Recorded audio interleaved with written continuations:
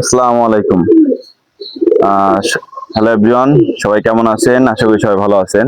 আলহামদুলিল্লাহ, আপনাদের দোয়া এবং আপনাদের অনেক অনেক ভালোবাসা আমিও ভালো আছি।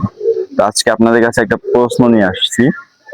অনেকেই বলে ভাই, কবুতর আর কিছুদিন পরে অনেক সুন্দরভাবে উড়ানো যাবে, আর কিছুদিন পরে সুন্দরভাবে উড়ানো যাবে। বাট ভাই, এই সুন্দরভাবে যে কবে উড়ানো যাবে এইটাই আমি খুঁজে পাই না।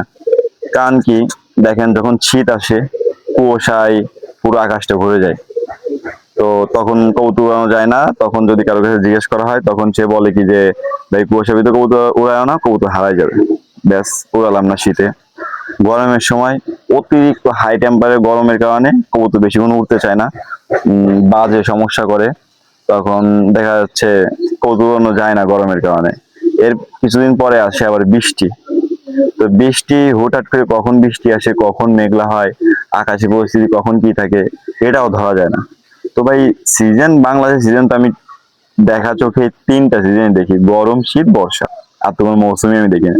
তো এর ভিতরে কোন সময় আর কি কবুতর উড়ানোর ঠিক সময়, এটা আপনারা জানাবেন দয়া করে। আমি তো ঠিক সময় বলতে কোনো সময় দেখতেছি না যে কোন সময় আমি কবুতর উড়াবো। তো আশা করি সবাই একটু বলবেন যে কোন সময় কবুতর উড়ালে ভালো হবে।